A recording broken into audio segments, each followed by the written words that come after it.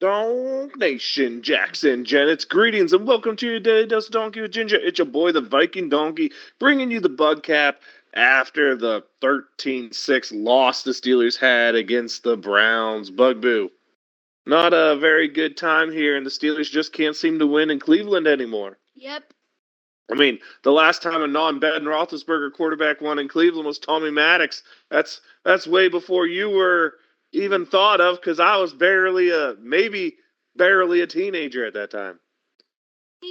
Yeah. Anything to say about this game where the offense just completely didn't show up, the defense forgot to play in the first quarter, and the special teams, well, Boswell wasn't very special. The whole game was just to not let Myles Garrett get a sack. Yeah, it did seem like the offensive game plan was to not let Myles Garrett get a sack, and that really hurt the team. A lot of quick passing, really no attacking except for the end of the first half drive and the end of the game drive, but just a lot of bad scenarios for the Steelers, a lot of not good stuff happening. Anything you really want to talk about? The interceptions. You can talk about the interceptions. Go ahead. I forgot who made them. The first one was Jack Sawyer gets an interception after Shadur throws it off someone's face mask. I don't remember exactly who. I think it might have been Logan Lee. Logan Lee gets smacked in the face with the ball. Jack Sawyer gets an interception.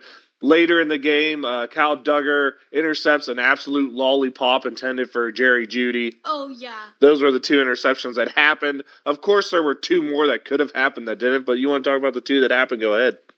So they... Sandos threw it off somebody's helmet and nailed it into somebody's hands, and he threw a lollipop to Kyle Duggar. Yep. Also, a drop pick six happened in that game by Nick Herbig. Might have been the only chance the Steelers had, and it's not fair to blame Herbig on this, but Herbig breaks on the ball on the outside. Looks like he has green grass, but just forgot the football bug. Yeah. And then, of course, we have the touchdown play for the Browns in the first quarter where Shadur throws an absolute terrible up-in-the-air ball. It looks like Kyle Duggar can't find the ball, doesn't find it. It ends up in Fannon's hands for a touchdown. Probably the biggest play of the game. Was a play that probably happened because the throw was not an NFL-caliber throw. Yep. Anything to break down on the Browns' touchdown play? That was a lollipop. It certainly was. It was not very good looking. Of course, the Steelers' defense in the first quarter, 2 drives, led to 10 points for the Browns. That's literally the only points the defense gave up. Those first 2 drives, a long field goal drive, and then that touchdown drive where Duggar just couldn't see the football. Not much happening otherwise on defense. I mean, they force a turnover on down, so essentially they force 3 turnovers, and they have 2 interceptions, and they really played well when you think about it. The first two drives were the field goal to touchdown. Then they first forced a turnover on downs. That was a 7-play drive. A 6-play interception drive. A 3-and-out punt. A 7-play punt where the Browns only got 18 yards. A 2-play interception drive. A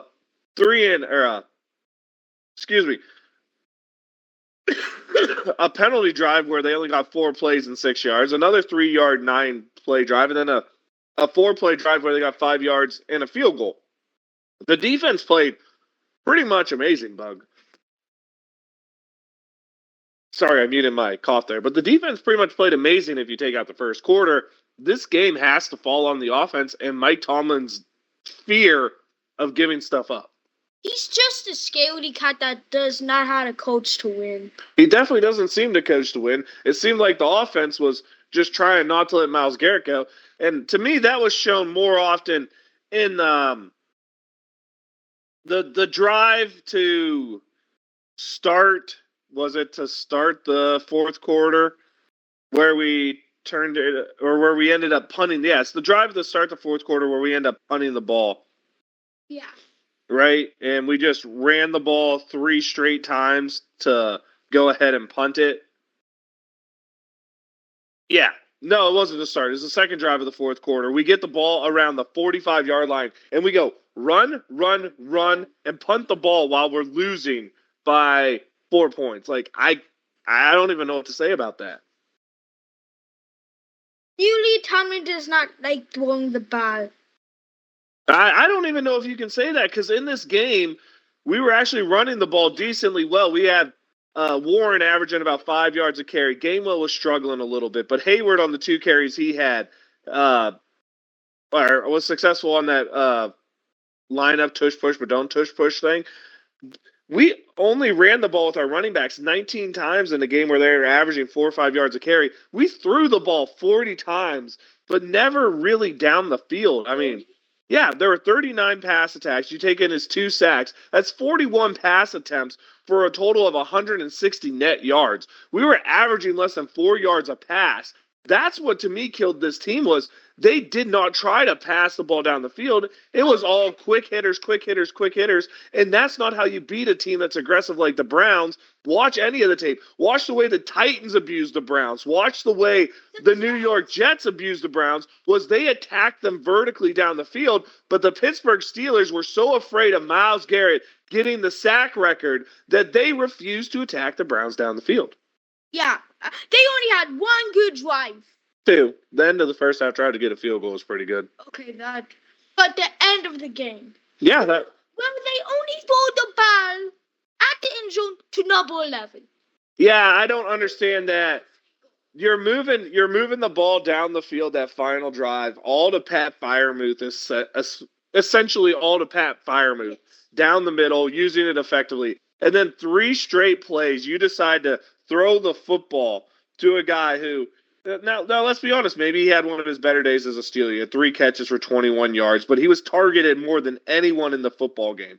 9 targets to a guy, and Valdez-Scantling, an old receiver who Aaron Rodgers trusts. But the question is why? This is a dude who's dropped passes his whole career through Green Bay. He's come here. He didn't do anything. I could see maybe giving him a chance, maybe 2. But 3 straight balls to Valdez-Scantling when he's covered by Denzel Ward, the best player on that Brown secondary, makes no sense. Yeah. Anything to break down on that? No. Did we even have an easy touchdown? We did. But 2 of the 3 passes, if Aaron Rodgers gets off of heavy covered Valdez-Scantling, he had Adam Thielen wide open for a touchdown and Gainwell wide open.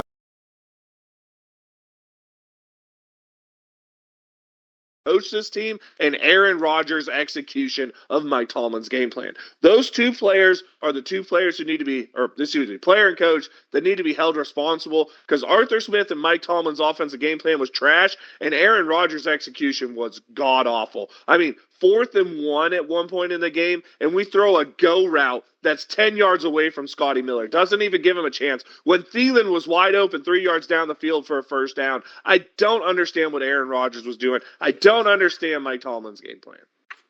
Just wanted to give the lesser receivers chances. But when you see like an easy pass, like on 4th and 1, just pass it, get the first down.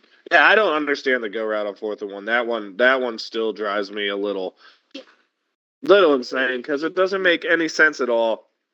Of course, we had the turnover where we threw the ball 4 straight incompletions, I think, in our side of the field and gave them a free field goal to go up a full touchdown.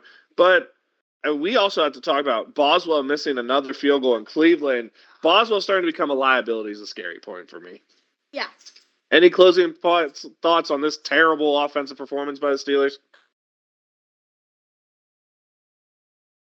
Yes or no is normally the answer. All right, do you have a shout-out from this game? Maybe the people who got intercepts. Yeah, Jack Slayer would probably be a good one. He played a good game stepping up for TJ Watt. So now we have Sunday Night Football playing the Ravens for the division at Pittsburgh. How do you think that game's going to go? 2 ways. Pittsburgh embarrassing loss in Pittsburgh, 42-10. Oh, Pittsburgh Steelers beating the Ravens. You kind of got to predict you think we're going to win or lose. You think we're going to lose to the Ravens? Oh, that's good. Well, I'll let you know I'm the Viking Donkey. That's Viking_Donkey at Twitch or Twitter. Your daily dose of Donkey and Ginger is the awesome YouTube channel where you get this content. And for the first time ever, might have had Bug pick against the Steelers. Kind of a real rarity there. He's the Bugaboo. He ain't got no socials, but he'll let you know. Here we go, Steelers. Beat those Ravens.